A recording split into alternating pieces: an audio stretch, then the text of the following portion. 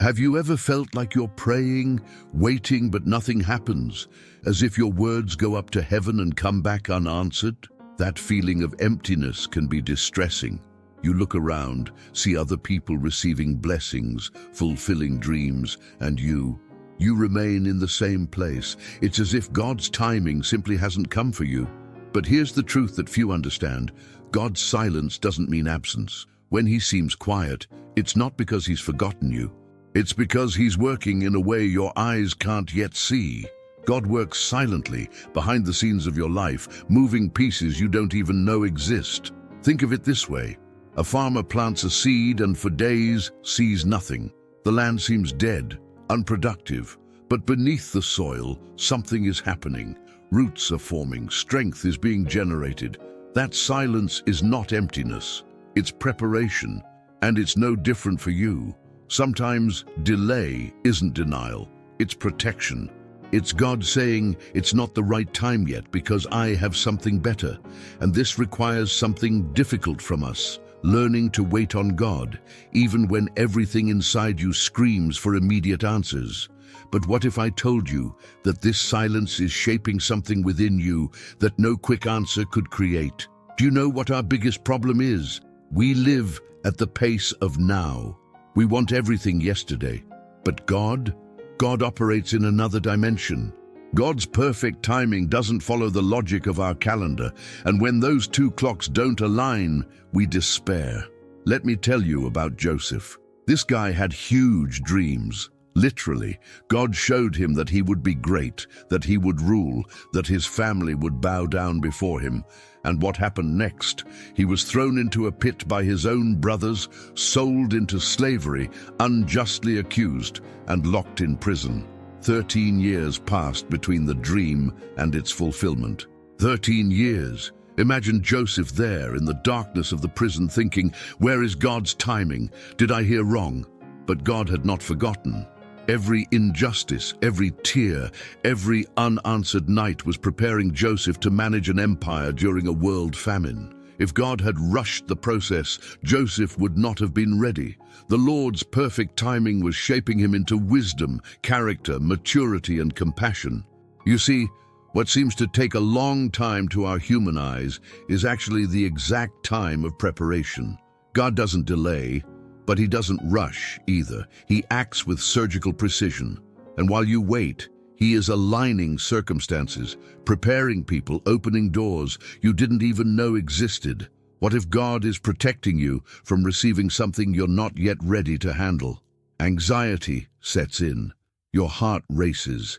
You look at the clock of life and think, I should be further along by now. The rush takes over. And with it comes that suffocating feeling that you're falling behind. Waiting without anxiety seems almost impossible, doesn't it? But there's something happening that you don't see. While the surface of your life seems still, there's a process of God unfolding beneath. It's like an iceberg. You only see the tip, but there's a vast amount of divine work happening in the depths. God is moving, shaping, preparing. Impatience is human, I understand. But it can be dangerous. When Sarah grew impatient waiting for the son God promised, she tried to help God with her own solutions. And the result? Complications that lasted for generations. Sometimes our haste spoils what God is building with spiritual patience. God is not standing still. He is working at the perfect speed. Not the speed that calms your anxiety, but the speed that guarantees the best outcome. Trusting in God's timing means letting go of control and resting in the certainty that he knows exactly what he is doing. Can you trust a God who works at a different pace than you, but who never fails? Here's a truth that changes everything. No waiting in your life is in vain.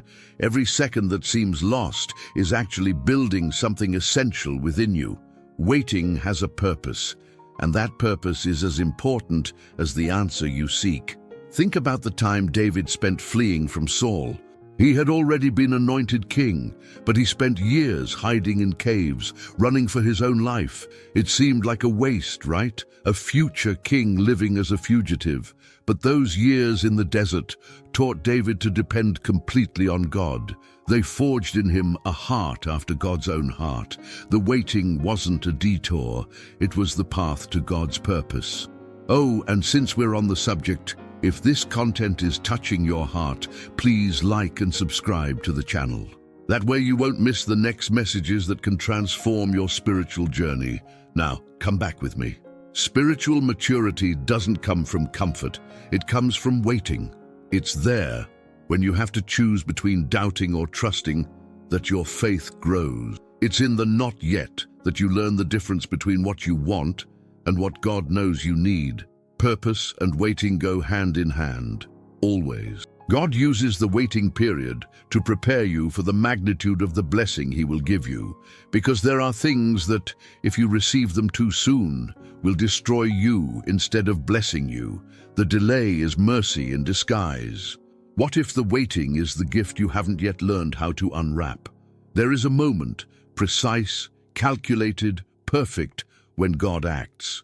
Not a second before, not a second after. And when He moves, everything changes instantly. God acts at the right time, and this divine timing is so impressive that it leaves us speechless. Remember Lazarus? When Mary and Martha sent word to Jesus that their brother was sick, they expected him to come running, but Jesus delayed. He waited, and Lazarus died. 4 days passed. To them, it seemed that Jesus had arrived too late. "If you had been here, my brother would not have died," they said with broken hearts. But Jesus wasn't late. He was perfectly on time. Because healing a sick person would be a miracle, but raising the dead, that would glorify the Father in a way no one expected. The Lord's perfect timing isn't about what's convenient for us. It's about what reveals most of God's glory. How many times have you thought God was running late, but in reality, He was positioning things for the right miracle? God in control sees angles we can't even imagine. He sees the whole picture while we only see a blurry little piece. Are you ready to see God transform your too late into just in time? But let's be honest, maintaining faith in difficult times isn't easy. There are days when you wake up and doubt whispers in your ear. What if it doesn't work out? What if I misheard? What if God doesn't come? This battle is real, invisible, but extremely exhausting. Faith during waiting is one of the most challenging things in the Christian life. Because faith isn't nourished by what you see, it's nourished by what you believe.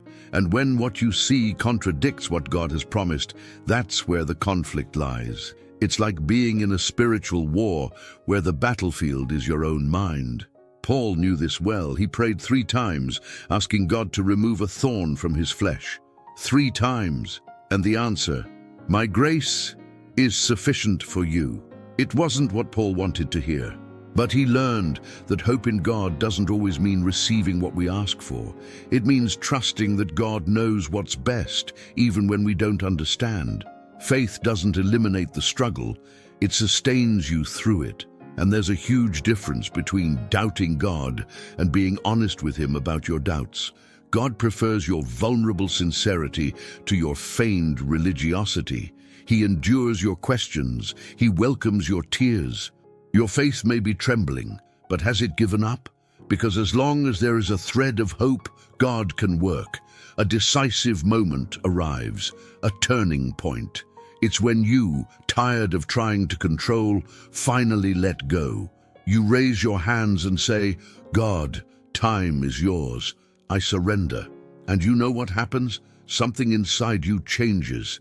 An inexplicable peace takes over. Surrendering your time to God isn't giving up. It's resting. It's recognizing that you don't need to have all the answers, control all the outcomes, or force every door open. It's trusting that He is in control and that His plan has always been better than yours. Always. There is something liberating about this surrender. Because when you stop fighting the process, you begin to flow with it. When you stop questioning every delay, you begin to see the purpose behind it. Learning to wait on God transforms your anxiety into expectation, your distress into worship. Jesus showed us this in Gethsemane. Yet not my will, but yours be done. He surrendered, and 3 days later, the resurrection came. Surrender is not the end of the story. It's the beginning of the miracle. When you let go of control, God takes over in a way you could never do on your own. Are you willing to trade control for peace? Because you can't have both at the same time. Waiting with faith isn't about crossing your arms and standing still. It's about living with active expectation, knowing that something is about to happen.